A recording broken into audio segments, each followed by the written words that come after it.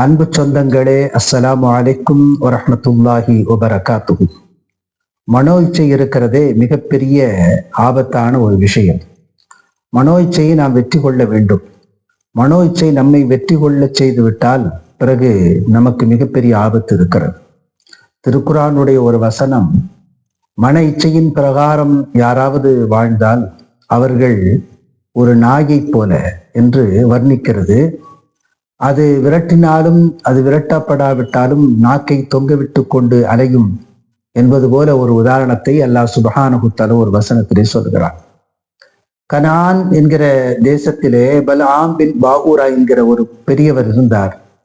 மிகப்பெரிய அறிஞர், இஸ்முல் ஆதம் கொடுக்கப்பட்டவர். இஸ்முல் ஆதம் என்பது இறைவனுடைய திருநாமங்களில் சூட்சுமமான ரகசியமான ஒரு பெயர். அதை கொண்டு பிரார்த்தித்தால் அந்த பிரார்த்தனை ஒப்புக்கொள்ளப்படும். அப்படிப்பட்ட ஒரு இஸ்மை தெரிந்து கொண்டவர் தான் பல்ஆம் பின் பாஊரா.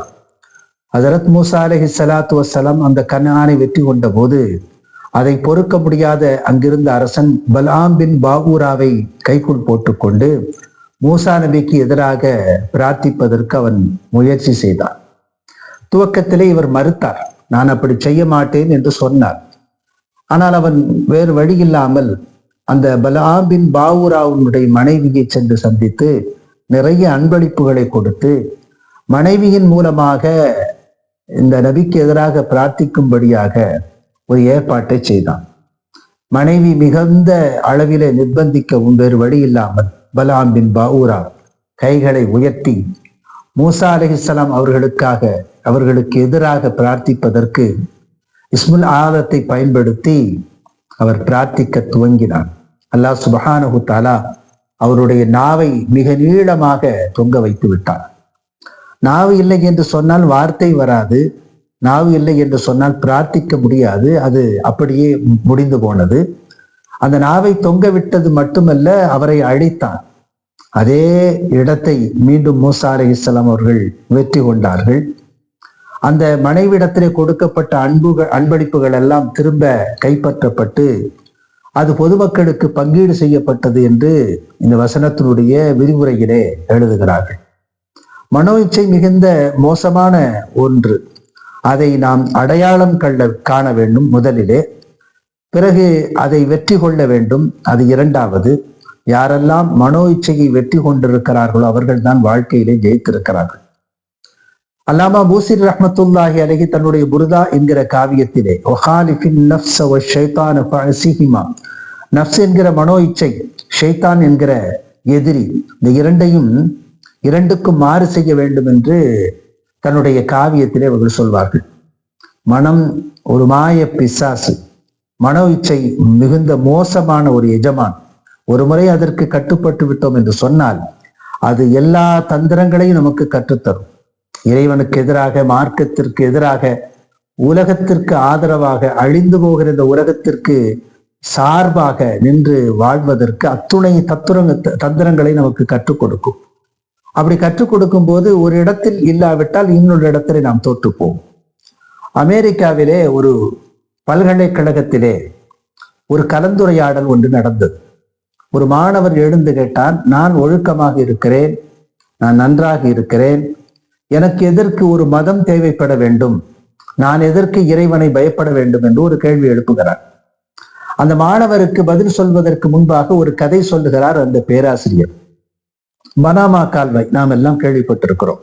அதனுடைய வடக்கு பகுதி, தெற்கு பகுதி. வடக்கிலிருந்து தெற்கிலே பஞ்சு கடத்தக்கூடாது என்று அரசாங்க முறை தடை போட்டிருந்தது.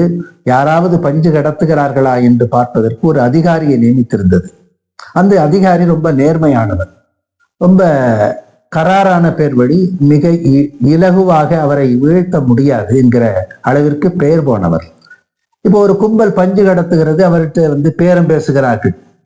கொஞ்சம் கொஞ்சமாக கூட்டுகிறார்கள். $10, பிறகு $100 என்று சொல்லி அந்த பேரம் கூடிக்கொண்டே இருக்கிறது. கடைசியிலே $1,00,000 என்று சொன்னதும் அவர் மயங்கி போய் சொன்னாராம், கடைசியில் என்னையும் வீழ்த்து விட்டீர்களே என்று சொன்னாராம்.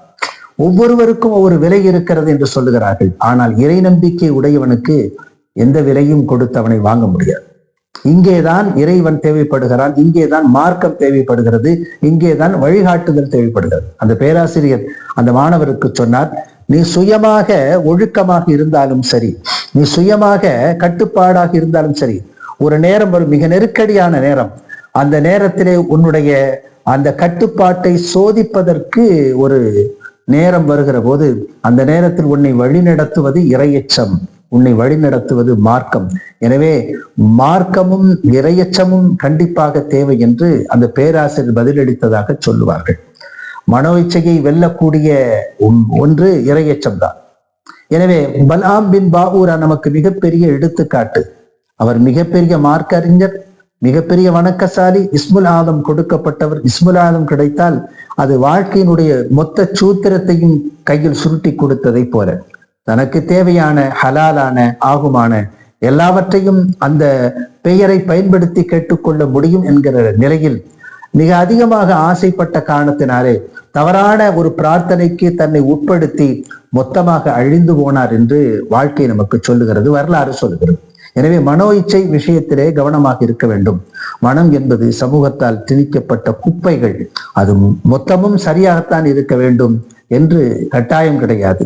மனம் சொல்லுவதை மார்க்கம் அல்லது பெரியவர்களுடைய வார்த்தை அல்லது இறைவனுடைய கூற்று இவைகளிடத்தை உரசி பார்க்கிற போது அது சரியா தவறா என்று நமக்கு தெரிந்துவிடும். எப்படி தங்கத்தை உரசி பார்த்து இது சரியான தங்கமா, எந்த அளவில் தங்கம் இருக்கிறது என்பதை முடிவு செய்கிறார்களோ அதுபோல மனம் எழுப்பக்கூடிய அந்த சிந்தனைகளை நமக்கு முன்னிருக்கிற வேதங்கள் அல்லது பெரியவர்கள் அல்லது இறைவனுடைய வார்த்தை அல்லது நபியுடைய வார்த்தை இவர்களிலே உரசி பார்க்கிற போது அது நமக்கு தெரியும்.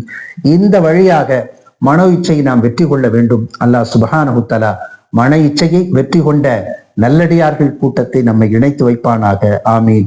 வாஹிர் தஅவானா அனில் ஹம்துலில்லாஹி ரப்பில் ஆலமீன். வஸ்ஸலாமு அலைக்கும் வரஹ்மத்துல்லாஹி வபரகாத்துஹு.